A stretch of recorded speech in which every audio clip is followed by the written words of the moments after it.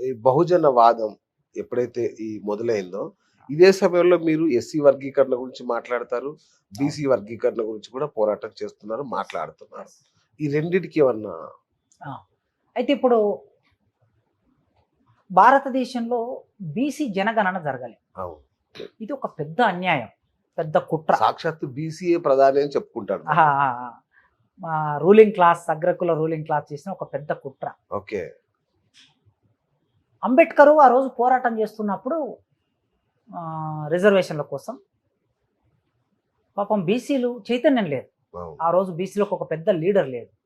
చైతన్యం లేక అంబేద్కర్ కోరుకున్నాడు, నా ఎంట వస్తే వీళ్ళు ఉమ్, రాజ్యాంగబద్ధంగా వీళ్ళకి కొన్ని రూల్స్ అండ్ రెగ్యులేషన్ చేసి పెడితే వీళ్ళ జీవితంలో మార్పు వస్తుంది అని కోరుకున్నాడు. ఓకే. కానీ ఆ రోజు బీసీలు ఎక్కువ మంది గాంధీ ప్రభావంలో ఉన్నారు. అవును. అప్పుడు అంబేద్కర్ ఏం చేశారంటే, పాపం ఎస్సీలైనా ఎంతో కొంత క్రిస్టియానిటీలోకి వెళ్ళి చదువుకున్నారు. అతి కడు దరిద్రంలో ఉన్న వాళ్ళు బీసీలే. బీసీ. గ్రామాల్లో చేతి వృత్తుల మీద ఆధారపడి ఉన్నారు. ఈ అమాయకమైన ప్రజలు ఎప్పుడో ఒకసారి వీళ్ళకి అవకాశం రావాలంటే రాజ్యాంగబద్ధంగా వీళ్ళకి ఒక క్లాజ్ ఉండాలని చెప్పేసి ఆయన రాజ్యాంగంలో రాసి పెట్టాడు. ఆర్టికల్ 341. ఉమ్, ఎప్పుడైనా సరే ప్రభుత్వం బీసీలకి ఏమైనా రిజర్వేషన్ ఇవ్వాలనుకుంటే ఒక కమిషన్ వేసి ఆ కమిషన్ రిపోర్ట్ తీసుకొని రిజర్వేషన్ కల్పించవచ్చు అని అందులో రాసి పెట్టాడు ఆయన. ఆహా. రాసి పెడితే సరిగ్గా బతుకున్న కాలంలోనే పెరియార్ మూవ్మెంట్ ఇక్కడ తమిళనాడులో వచ్చింది. తమిళనాడులో వచ్చింది. వచ్చినప్పుడు పెరియార్ ఏమన్నా అంటే, అసలు బీసీలకు సంబంధించి వాళ్లకు విద్య ఉద్యోగ రంగాల్లో వాళ్ళ రిప్రజెంటేషన్ లేదు, మొత్తం బ్రాహ్మణులే ఆక్రమించున్నారు అన్నిట్లలో, వాళ్ళ ప్రాతినిధ్యం పెరగాలని చెప్పేసి ఒక పెద్ద ఉద్యమం చేశాడు. చేసినప్పుడు అప్పుడు నెహ్రూ ప్రధానమంత్రి ఏం చేశాడంటే, కాకా కేలస్కర్ అని ఒక కమిటీ వేశాడు. ఉమ్, మనం ఏం చేయాలి వీళ్ళ మీద అని చెప్పి, రాజ్యాంగం చెప్పింది కదా, అవును. అంబేద్కర్ చెప్పుకున్నాడు కనుక కమిటీ వేశాడు. కమిటీ వేసి రిపోర్ట్ తెప్పించాడు. రిపోర్ట్ తెప్పిస్తే ఆ రిపోర్ట్లో బీసీలు దేశవ్యాప్తంగా అత్యంత వెనకబడిన సమాజం బీసీలు అని చెప్పి, ఎక్కువ జనాభా ఉంది, వెనకబడి ఉన్నారు వీళ్ళని రిపోర్ట్ ఇచ్చాడు. వీళ్ళకి రిజర్వేషన్ ఇవ్వవలసిందే అని చెప్పాడు. చెప్తే నెహ్రూ చాలా జాగ్రత్తగా, సరే దేశవ్యాప్తంగా రిజర్వేషన్ ఇవ్వటం కుదరదు, తమిళనాడు రాష్ట్రం, ఏ రాష్ట్రం ఆ రాష్ట్రం వాళ్ళ ఆ రాష్ట్ర జనాభాకు అనుగుణంగా, అక్కడి నిర్దిష్ట పరిస్థితులకు అనుగుణంగా రిజర్వేషన్స్ ఇచ్చుకోండి అని రాజ్యాంగ సవరణ, మొదటి రాజ్యాంగ సవరణ బీసీల రిజర్వేషన్ల కోసమే జరిగింది. ఇచ్చి ఆ రాజ్యాంగ సవరణ ఆ రోజే దేశవ్యాప్తంగా ఒక 20% 30% ఇచ్చి ఉంటే ఇవాళ ఈ దేశ ముఖ చిత్రం ఇంకోలా ఉండేది. నెహ్రూ చాలా కుట్రగా పూరితంగానే ఇవ్వకుండా తమిళనాడుకు పరిమితం చేశాడు దాన్ని. అయిపోయింది, అక్కడ సమస్య వచ్చింది కానీ అక్కడ పరిష్కారం అయిపోయింది. నెక్స్ట్ ఇంకాస్త సమాజంలో నెహ్రూ చనిపోయాడు. తర్వాత కొద్ది సోషలిస్టు లీడర్స్ వచ్చారు, విపి సింగ్ లాంటి వాళ్ళు.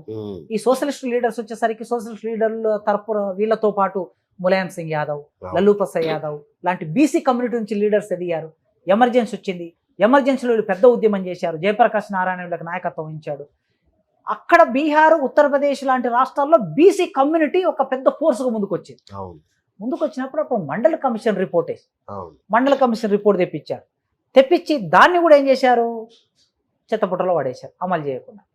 చెత్తపుట్టలో పడేస్తే లల్లూ ప్రసాద్ యాదవ్, ములాయం సింగ్ యాదవ్ ఇద్దరు కలిసి విపి సింగ్, సార్ మీరు ఎట్లయినా ఈసారి ప్రధానమంత్రి అవుతారు, మిమ్మల్ని ప్రధానమంత్రిని చేస్తాం మేము, కానీ మాకు రిజర్వేషన్ మండల కమిషన్ రిపోర్ట్ను బయటికి తీసుకురావాలని కోరుకున్నాడు.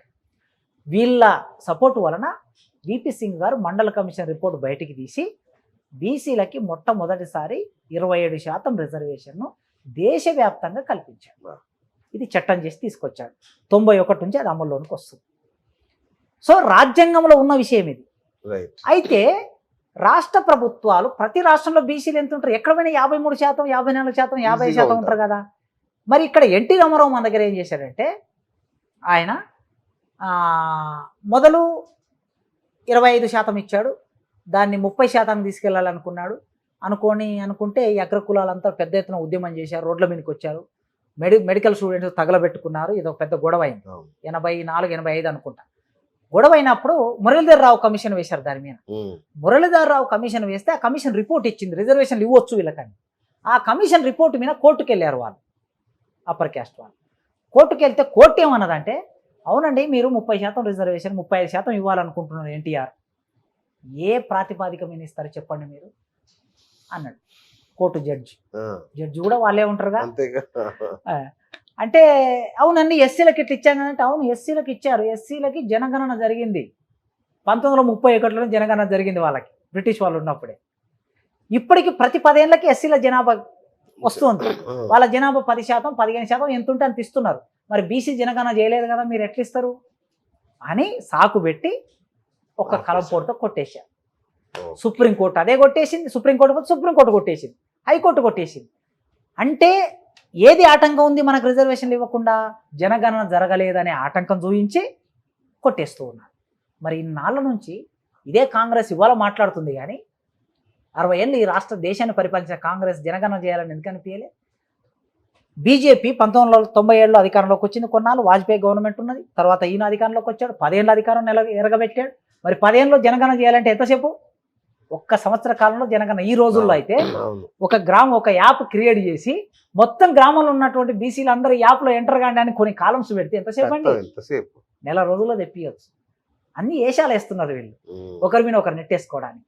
అంటే బీసీలకు అత్యధిక అన్యాయం ఇక్కడ జరిగింది. జనగణన చేస్తే ఇంత జనాభా ఉంది అని తెలుస్తుంది. రామాష ప్రకారం ఇవ్వాల్సి అడుగుతారు, నా వాటేది, సంపదలో నా వాటేది, పరిశ్రమలో నా వాటేది, భూమిలో నా వాటేది, ముఖ్యమంత్రులు నా వాటేది, మంత్రులు నా వాటేది, సెక్రటరీలు నా వాటేది అడుగుతారు కదా, ఉద్యోగాలు నా వాటేది అడుగుతారు.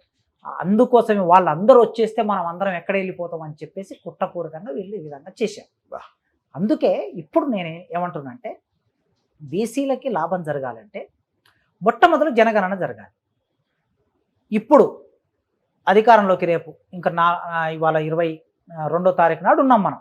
అంటే ఇంకో 12 రోజుల్లో రిజల్ట్స్ వస్తున్నాయి. 15వ రోజు గవర్నమెంట్ ఫామ్ అవుతుంది. 15వ రోజు గవర్నమెంట్ ఫామ్ అయిన ఇమ్మీడియట్గా చిత్తశుద్ధి ఉంటే కాంగ్రెస్ వస్తే కాంగ్రెస్, బీజేపీ వస్తే బీజేపీ ఏదో కొంత లెవెల్లో వాళ్ళు మేము చేస్తాము అని అక్కడక్కడ మాట్లాడారు. ఎన్నికల మేనిఫెస్టోలో అంత స్పష్టంగా పెట్టలేదు. కాంగ్రెస్ అయితే స్పష్టంగా ఎన్నికల మేనిఫెస్టోలో పెట్టింది. బీజేపీ అధికారంలోకి వచ్చినా కూడా ఇదే కాంగ్రెస్ రోడ్డు మీదకి వచ్చి ప్రభుత్వం మీద ఒత్తిడి పెట్టాలి, నాయకత్వం వహించాలి. రాహుల్ గాంధీ ప్రజలందరినీ ఏకం చేయాలి, రోడ్లు దిగ్బంధం చేయాలి, ప్రభుత్వాన్ని దిగ్బంధం చేయాలి, సెక్రటరియట్ నడవనీయొద్దు, కార్యాలయాలు నడవనీయొద్దు. నువ్వు ఆ పిలిపి దేశవ్యాప్తంగా ఎట్లా బీజేపీ పనిచేయదో చూద్దాం మనం. ఒకవేళ బీజేపీ అధికారంలోకి వస్తే, లేదు నీవు అధికారంలోకి వస్తే నీవు హామీ పడ్డావు కనుక 15 రోజుల్లోనే నువ్వు బిల్లు పెట్టి పనిచేయచ్చు. సార్ కాంగ్రెస్ చేస్తా అంటారా? ఈ తెలంగాణ రాష్ట్రంలో వాళ్ళు పంచులు వెళ్ళిపెట్టి వాళ్ళే చేయట్లేదుగా. ఇప్పుడు జనగణన చేయకుండానే ఎన్నికలకు వెళ్ళాలని చూస్తున్నారు. అవును స్థానిక సంస్థలకి. అదే ఇప్పుడు ఆయన ఒక మేనిఫెస్టోలో హామీ పడ్డాడు కదా మనకి.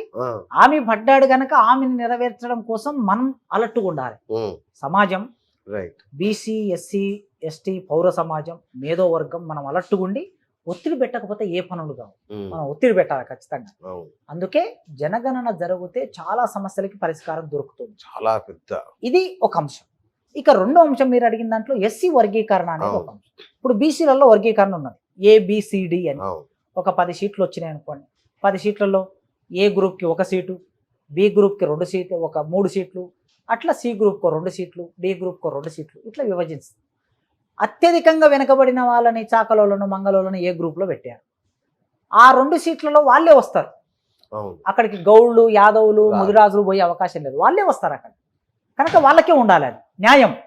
ఎందుకంటే వాళ్ళు వృత్తుల మీద ఆధారపడి పాపం బట్టలు ఉతికి జీవిస్తారు, వెంట్రుకలు కొరిగి జీవిస్తారు. వాళ్ళని మనం ప్రేమించాలి, వాళ్ళని గౌరవించాలి. వాళ్ళను కూడా యూనివర్సిటీలోకి రానివ్వాలి, సెక్రటరీలోకి రానివ్వాలి, ఐఏఎస్లను రానివ్వాలి. కావాలంటే వాళ్ళ వాట వాళ్ళకు ఉండాలి. లేకపోతే ఏమైతుంది, ఒక గౌడుతో ఒక మంగళైన పోటీ పడతాడా, ఒక సాకలైన పోటీ పడతాడా? పడలేడు. ఎందుకంటే నీకు కాస్త ముందుకు వచ్చావు. ఆ విధంగా వర్గీకరణ ఉండబట్టి కొద్ది మంది అయినా వస్తున్నారు. ఆ విధంగానే ఎస్సీలలో కూడా 59 కులాలు ఉన్నాయి. ఈ 59 కులాల్లో ఇప్పటి వరకు రిజర్వేషన్ ఫలాలను 73 ఏళ్ళుగా మన తెలుగు రాష్ట్రాల్లో మాలలు, మాదిగలు ఉపయోగించుకున్నారు.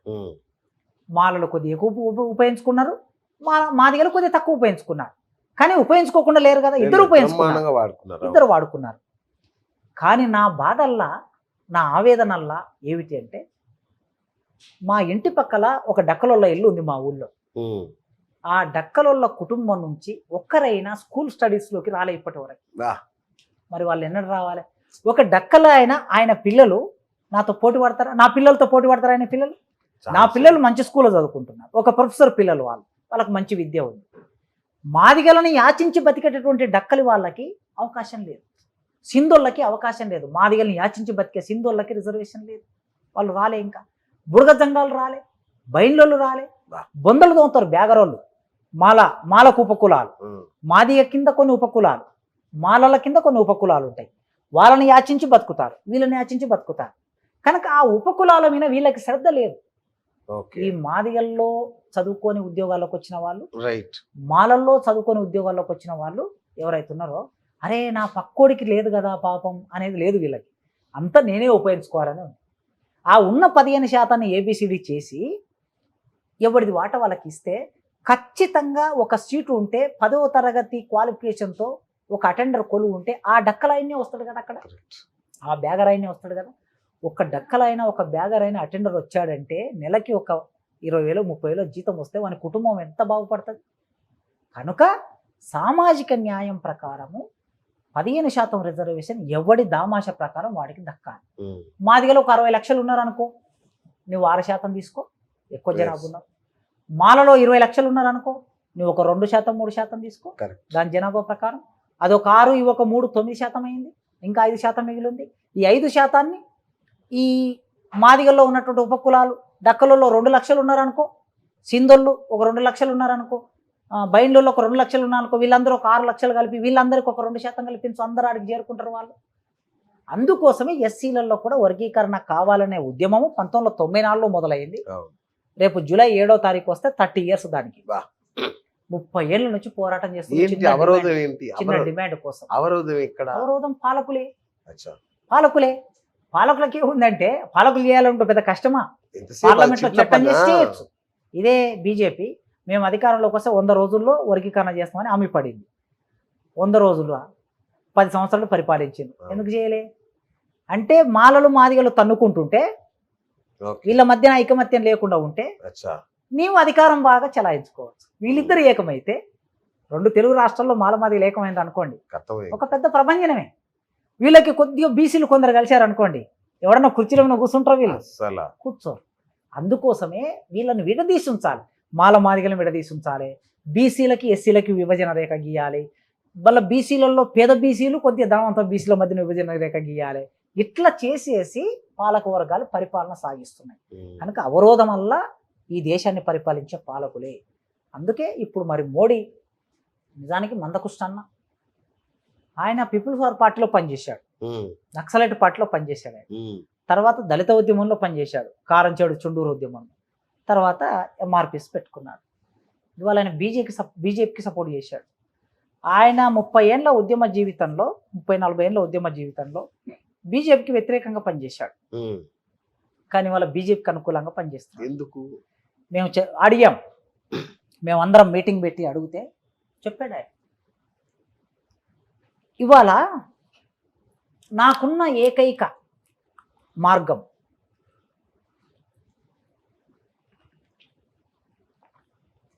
ఇక్కడ నేను కాంగ్రెస్ బీజేపీ అని చూడటం లేదు. కాంగ్రెస్కు బీజేపీకి నాకేం తేడా లేదు. నా ప్రజలకి వర్గీకరణ కావాలి, చట్టం కావాలి. చట్టం ఎవరు చేయాలి? పార్లమెంట్ చేయాలి. పార్లమెంటులో చట్టం ఎవరు చేస్తారు? అధికారంలో చేస్తారు. బీజేపీ అధికారంలో ఉన్నది అని వాళ్ళ దగ్గరికి వెళ్ళాను. కాంగ్రెస్ అధికారంలో ఉన్నప్పుడు వాళ్ళ దగ్గరికి వెళ్ళాను, వాళ్ళు చేయలే. ఇప్పుడు బీజేపీ అధికారంలో ఉంది కనుక వీళ్ళ దగ్గరికి వెళ్తున్నాం.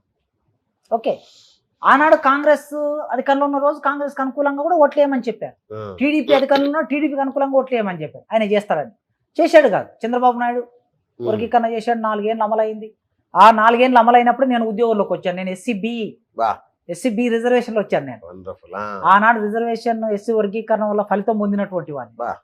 సో అట్లా ఆనాడు ఫలితం పొందారు చాలా మంది. చంద్రబాబు నాయుడు సపోర్ట్ చేశాడు, మందకృష్ణ మాదిగ, ఆయన గెలిచాడు, వర్గీకరణ చేశాడు, అమలైంది, ప్రయోజనమైంది. సుప్రీంకోర్టు కొట్టేసింది. తర్వాత కాంగ్రెస్ దగ్గరికి వెళ్తే కాంగ్రెస్ చేయలేదు. ఇప్పుడు బీజేపీ దగ్గరికి వెళ్తున్నా నేను, అందుకోసం బీజేపీ సపోర్ట్ చేస్తున్నా. నాకు ఇంకో మార్గం లేదు. మీరు ఎవరైనా ఏమన్నా అనుకోండి, మీకు సిద్ధాంతాలు నేను తప్పు కాదనట్లేదు, ఎవరి సిద్ధాంతాలు వాళ్ళకు ఉన్నాయి. బీజేపీ సపోర్ట్ చేయడం అనేది తప్పుగా మీరు భావించవచ్చు, ఆ హక్కు మీకున్నది. కానీ నా హక్కు సాధించుకోవడానికి నాకు ఇంతకు మించి ఇంకొక మార్గం లేదు. ఇప్పుడు కేసీఆర్ అదే చేశాడు కదా, నేను అది చేస్తే నన్ను ఎందుకు తప్పు పడుతున్నాను అంటాడు ఆయన. కనుక ఆయన యాంగిల్లో, ఆయన అభిప్రాయంలో అది ఆ మేరకి మనం అర్థం చేసుకోవాల్సిన విషయం. మనమే అంగీకరించవలసిన అవసరం లేదు. ఆయన బీజేపీకి సపోర్ట్ చేసిండు కనుక మనం అందరం బీజేపీ కరెక్ట్, ఆయన సపోర్ట్ చేయడం కరెక్ట్ అని మనం చెప్పాల్సిన అవసరం లేదు. ఎందుకంటే బీజేపీ ఈ దేశంలో మనువాదాన్ని అమలు చేసే పార్టీ. ఈ బీజేపీ ఈ దేశంలో కింది వర్గాలకు వ్యతిరేకమైన party, no doubt at all. అందుకోసమే మనం మందకృష్ణ సరైన పని చేస్తున్నాడని చెప్పడానికి కూడా అవకాశం లేదు. ఆయన కోణంలో ఆయన చేసుకున్న పని అది, ఆయనకు ఆ హక్కు ఉంది చేసుకునేది. రైట్ అన్న, మీరు మాట్లాడితే సొసైటీలో సమూల మార్పు రావాలి, ఒక పూర్తిగా ఒక మార్పు రావాలి అంటారు కదా, ఏంటి ఆ మార్పు? సమూల మార్పు అంటే నా అర్థంలో ఇప్పుడు సమాజము ఇట్లా ఉన్న సమాజము, ఈ పైన ఉన్నటువంటిది ఈ దోపిడి, దౌర్జన్యం, అణచివేత, అంటరానితనం ఇది కొనసాగుతుంది పైన ఉంది. ఈ కింద ఉత్పత్తి, శ్రామిక వర్గాలు, రైతులు, కూలీలు, పేద ప్రజలు, మహిళలు, మైనార్టీలు ఈ కింద ఉండి ఈ దేశ సంపదని ఉత్పత్తి చేస్తున్నారు, పంట పండిస్తున్నారు, గిట్టుబాటు ధర లేదు, వస్తువులు ఉత్పత్తి చేస్తున్నారు, వాళ్ళ శ్రమకి తగిన ఫలితం లేదు. తర్వాత వాళ్ళ కుటుంబంలో పిల్లలు చదివించుకుందామంటే చదువుకు తగినటువంటి వసతి లేదు, చదువుకున్న తర్వాత ఉద్యోగాలు లేవు, సంక్షోభంలో జీవిస్తూ ఉన్నారు, రైతులు ఆత్మహత్యలు చేసుకుంటూ ఉన్నారు. ఈ పైన ఉన్నవాడు కోట్లకు కోట్లకు కోట్లకు పడగలెత్తుతూ ఉన్నాడు. 2000 సంవత్సర కాలంలో ఒక 10 కోట్లో 20 కోట్లో ఉన్నటువంటి ఆదాని ఇవాళ దేశంలో నెంబర్ 1 అయ్యాడు. 20 ఏళ్లలో ఆదాని నెంబర్ 1 అయ్యాడు. మరి 30 ఏళ్ళు 40 ఏళ్ళు శ్రమ చేస్తున్న వీళ్ళు ఎక్కడున్నారు? అక్కడనే ఉన్నారు. అందుకోసం సమూల మార్పు అంటే ఈ కింద ఉన్నటువంటి శ్రామిక జీవులు అధికారంలోకి వచ్చి ఈ పైన ఉన్నటువంటి దోపిడీ వర్గాలు కిందికి వెళ్ళిపోవడం. ఇది అయ్యే పని, ఇది సమూలమైన మార్పు అవుతుందని ఒక ఆశ. నేను ఆశ జీవిని మీకు మొదలే చెప్పాను. కరెక్ట్, అవుతుందని ఒక ఆశ. ఆ ఆశ రష్యాలో అయింది, ఆశ చైనాలో అయింది, ఆశ క్యూబాలో అయింది, వియత్నంలో అయింది, చాలా ప్రపంచంలో చాలా దేశాల్లో అయింది కనుక మన దగ్గర కూడా అవుతుందని ఒక ఆశ. ఆశతో మనం జీవిస్తున్నాం. ఈ కిందికి వెళ్ళిపోవాలి. అయితే వీళ్ళు కిందికి వెళ్ళిపోవాలని చెప్పేసి ఈ పైకి వచ్చినటువంటి రైతులు, శ్రామికులు, పేద ప్రజలు, కూలీలు వీళ్ళను దోపిడీ చేసుకోవాలని కాదు అర్థం. కాదు, వీళ్ళు ఇవాళ దోపిడీ చేస్తున్నాడు, వీడు రేపు అధికారంలోకి వచ్చినాక అందరూ సమానంగా పనిచేయాలి. నీవెంత పని చేస్తే నీకు అంత ప్రతిఫలం, నీవెంత ఆలోచిస్తే నీకు అంత ప్రతిఫలం. కనుక పని చేయాలి, ఉత్పత్తి సృష్టించాలి, సంపద సృష్టించాలి. సంపద మీద అందరికి సమానమైన అధికారం ఉండాలి, భూమి మీద అందరికి సమానమైన అధికారం ఉండాలి. అట్లాంటి సమాజం రావాలని నేను కోరుకుంటున్నా. సమాజ స్థాపన నేను పనిచేసే విప్లవ రచయితల సంఘం కోరుకుంటుంది. నేను నమ్ముకునే భావజాలం మావోయిజం కోరుకుంటుంది. కనుక మేము కోరుకునేది సమాజం, సమానత్వం, వెన్నెల లాంటి సమాజం. ఒక రకంగా కవితాత్మకంగా చెప్పాలంటే వెన్నెల లాంటి సమాజం. వెన్నెల వచ్చినప్పుడు అందరం ఆడుతాము, పాడుతాము, సంతోషంగా ఉంటాము. అట్లాంటి సమాజం రావాలని కోరుకుంటాం.